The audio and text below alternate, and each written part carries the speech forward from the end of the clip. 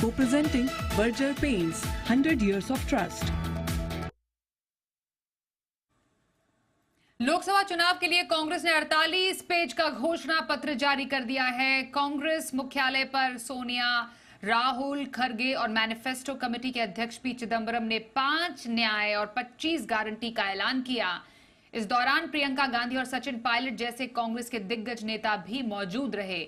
घोषणा पत्र को न्याय पत्र नाम दिया गया है और इसी के साथ न्याय पत्र नाम से कांग्रेस ने चुनावों के लिए अपना घोषणा पत्र जारी कर दिया है। तस्वीरों में आप देख सकते हैं जब न्याय पत्र जारी किया गया, मंच पर मल्लिकार्जुन खड़गे मौजूद थे। पी चिदंबरम, सोनिया गांधी के साथ मैनिफेस्टो रिलीज का ये कार्यक्रम रखा गया। कई वादे किए गए हैं, कई दावे किए गए हैं। इस खबर पर दिल्ली से हमारे साथ जुड़ रहे हैं संवाददाता अनुवेश रथ और जानकारी के साथ। अनुवेश, घोषणा पत्र में कांग्रेस ने क्या कहा है, क्या वादे किए गए हैं?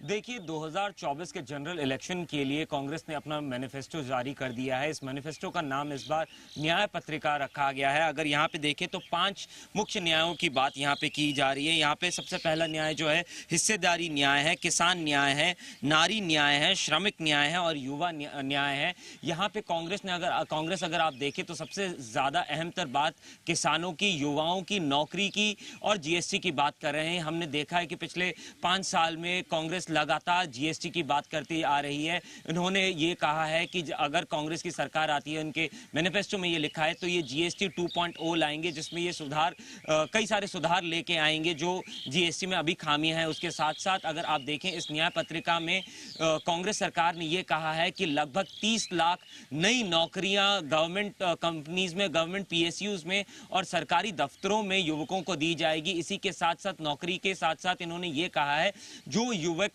डिग्री या फिर डिप्लोमा होल्डर्स हैं उनको लगभग 1 साल तक की उनको अप्रेंटिसशिप या इंटर्नशिप दी जाएगी। इसी के साथ साथ इन्होंने ये कहा है जो इकोनॉमिक बैकवर्ड क्लास या गरीब तबके के घर हैं उन हर घर में 1 लाख का सालाना एक मुआवजा, एक अमाउंट दिया जाएगा। इसी के साथ साथ कांग्रेस की न्याय पत्रिका में उन्होंने ये भी बताया है कि जो सेनाओं में भर्ती के लिए अग्निवीर स्कीम लाया गया था उसको एबॉलिश कर दिया जाएगा।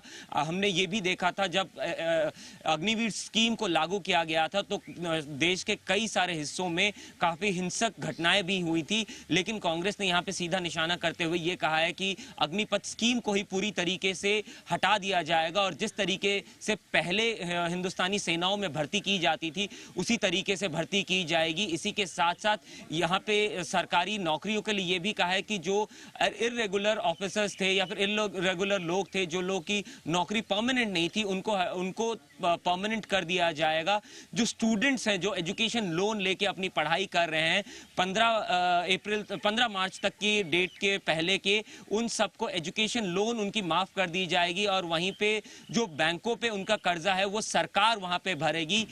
और यहाँ पे अगर आप देखें जो किसानों की बात की जाए तो किसान जो हैं वो लगातार यहाँ पे प्रदर्शन करते आ रहे हैं। हाल ही में उन्होंने अपना दूसरा स्टेल्थ ऑफ प्रदर्शन भी उन्होंने शुरू कर दिया था, जिसके कारण बीजेपी को पहले बार में अपने 3 जो कानून थे उसको वापस ले जाने पड़े थे। वहां पे ये कहा गया है कि एमएसपी को फिक्स किया जाएगा और उसके लिए नया कानून बनाया जाएगा और इसी के साथ साथ जीएसटी में जो किसान के किसानी करने के जो इक्विपमेंट्स काम आते हैं या किसानी के लिए जो प्रोडक्ट्स यूज होते हैं उसको जीएसटी के दायरे से हटा दिया जाएगा। तो ये सब कुछ ऐसे कानून और मैनिफेस्टेशन में यहाँ पे कांग्रेस अपने मैनिफेस्टो में, अपने न्याय पत्रिका में आज उन्होंने उन्मोचन किया।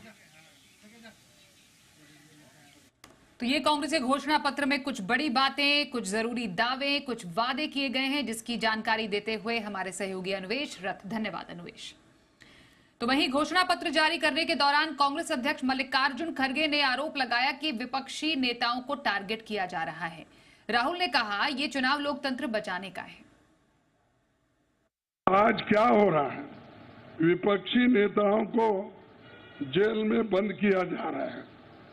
चुनाव में सबको समान अवसर नहीं है और कई मुकदमे एक के ऊपर एक, छोटी छोटी, और हमारे पार्टी के ऊपर इतना बड़ा जुल्म किया और इतने हमारे को पेनल्टीज डाले 3,567 करोड़ रुपए का हमारे ऊपर उन्होंने पेनल्टी डाली। चुनाव है, ये लोकतंत्र को और संविधान को बचाने का चुनाव है। एक तरफ एनडीए नरेंद्र मोदी जी जो कॉन्स्टिट्यूशन पर आक्रमण कर रहे हैं, लोकतंत्र पर आक्रमण कर रहे हैं, इंस्टीट्यूशंस को कैप्चर कर रहे हैं, और दूसरी तरफ इंडिया अलायंस जो कॉन्स्टिट्यूशन की रक्षा करता है, लोकतंत्र की रक्षा करता है। तो ये चुनाव इन दोनों फोर्सेस के बीच में है।